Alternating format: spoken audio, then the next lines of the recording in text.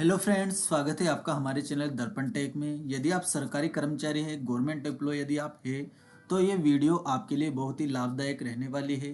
सरकारी कर्मचारी अपने सेवा काल में जो कटौतियां करवाता है, जीपीएफ, जनरल प्रोविजनल फंड और एसआई स्टेट इंश्योरेंस, तो 2025 में मार्च के महीने में आपको कटौतियां बढ़ाते हैं। अक्सर कर्मचारी इन कटौतियों को बढ़ा लेते हैं।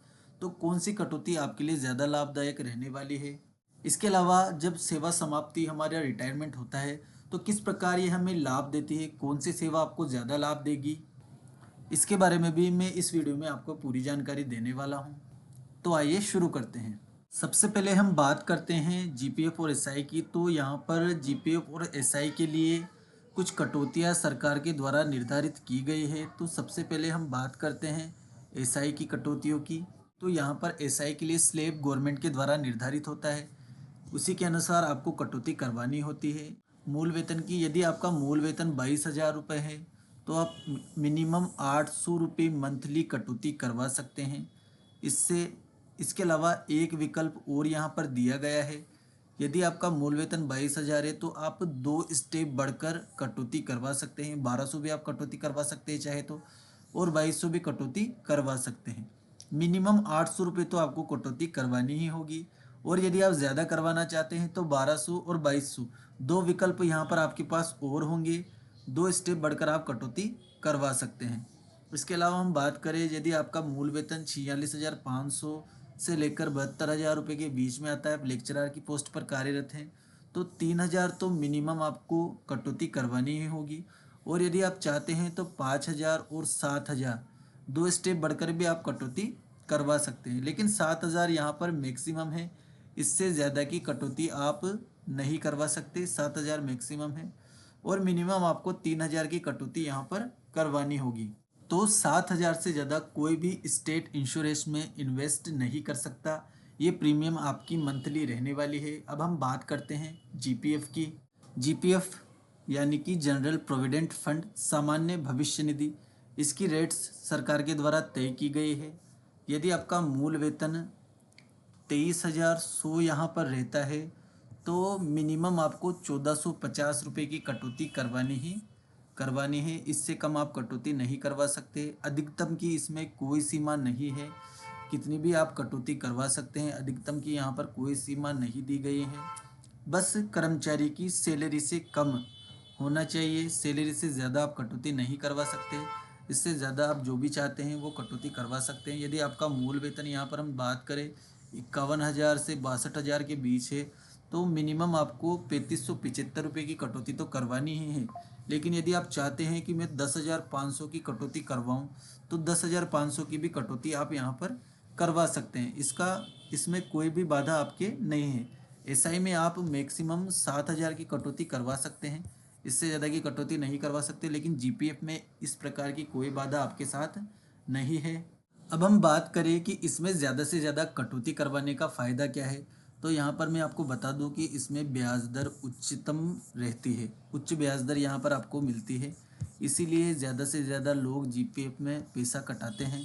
तो यहाँ पर अनिवार्य प्रीमियम की हम यदि बात करते हैं, तो एसआई प्रीमियम अधिकतम 7,000 रुपये आप करवा सकते हैं। 7,000 से ज़्यादा किसी भी स्थिति में आप नहीं करवा सकते। और जीपीएफ प्रीमियम की बात करें तो अधिकतम की यहाँ पर कोई भी सीमा नहीं है, जितनी भी चाहते हैं आप कटौती करवा सकते हैं। अब हम बात करें रिटर्न की। कोई भी इन्वेस्टमेंट हम करते हैं तो उसका हमें एक अच्छा रिटर्न मिलता है। और रिटर्न कब मिलता है?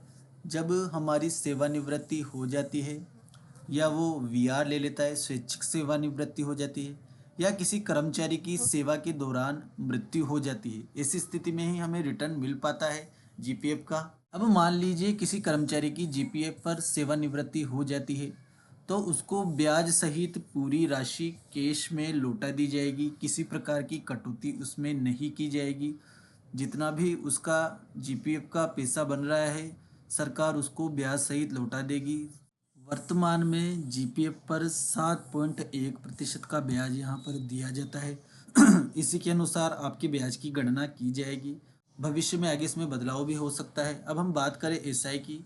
एसआई में सेवानिवृत्ति पर ब्याज सहित राशि नहीं दी जाती है, यहाँ पर बोनस दिया जाता है। बोनस का गणना 1000 पर 90 रुपये इस हिसाब से की जाती है। और इसके लिए एक अलग से सूत्र बनाया जाता है, उस फॉर्मूले के अनुसार ही इसको निकाला जाता है। जैसे आपकी एज भी निर्भर करती है, आपकी मासिक कटौती कितनी है, और सम एश्योर्ड जो आपकी राशि है उस पर निर्भर करती है एसआई की आपको कितनी बोनस मिलने वाला है। बीमा धन हमारा जो सम एश्योर्ड राशि होती है, जैसे हम बीमा करवाते हैं तो 5 लाख का या 10 लाख का, इस प्रकार से वो बीमा धन राशि रहती है। अब हम बात करें, यदि किसी कर्मचारी की सेवा काल में मृत्यु हो जाती है, सेवा काल में यदि मृत्यु हो जाती है तो जीपीएफ में ब्याज सहित जमा धन, जो भी जीपीएफ में हमारी राशि जमा है वो ब्याज सहित किसको मिल जाएगी? नॉमिनी को। जिसको भी आपने नॉमिनी बना रखा है उसके खाते में ये पूरा पैसा डाल दिया जाएगा ब्याज सहित। इसके अलावा एसआई में हम बात करें तो यहाँ पर यदि कर्मचारी की मृत्यु हो जाती है सेवा काल में, तो यहाँ पर स्थिति थोड़ी अलग हो जाती है। जैसे आपका 10 लाख का सम एश्योर्ड यानी बीमा धन है, तो यहाँ पर बीमा धन का दुगना यानी कि 20 लाख रुपए यहाँ पर आपके नॉमिनी को दिए जाएंगे मृत्यु हो जाने की स्थिति में। अब हम बात करते हैं ब्याज की। तो जीपीएफ पर ब्याज की प्रति तिमाही सरकार द्वारा तय की जाती है। वर्तमान में 7.1% इसका ब्याज चल रहा है, हर वर्ष ये बदलता भी रहता है। इसके अलावा हम बात करें एसआई पर, तो एसआई पर यहाँ पर बोनस दिया जाता है, जो प्रति 1000 रुपये पर 90 रुपये यहाँ पर चल रहा है वर्तमान में। इसके अलावा सरकार इसको बढ़ा भी सकती है, ये सरकार के ऊपर निर्भर करता है पूर्णतया। तो जीपीएफ का ब्याज दर यहाँ पर 7.1% और एसआई का यहाँ पर 1000 पर 90 रुपये का बोनस आपको निर्धारित किया गया है वर्तमान में। अब हम बात करते हैं सबसे मुख्य अंतर, दोनों में अंतर क्या है, किसमें इन्वेस्ट आपको ज़्यादा फ़ायदा पहुंचाने वाला है, जो हमारी वीडियो की मुख्य बात है उसके बारे में हम चर्चा करते हैं। तो एसआई की हम बात करें तो यहाँ पर हम एसआई एक बीमा और बचत पॉलिसी है। क्या है? एसआई एक बीमा भी है और बचत पॉलिसी भी है।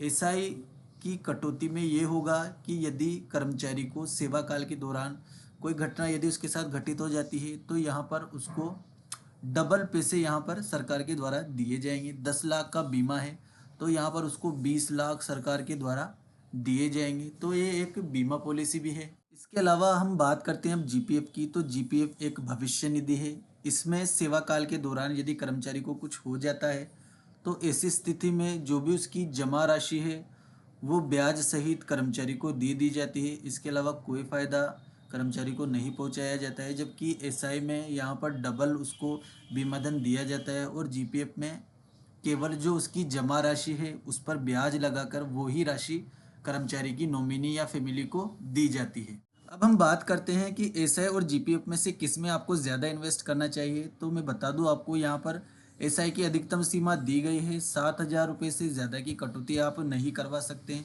और जीपीएफ की यहाँ पर कोई अधिकतम सीमा नहीं है।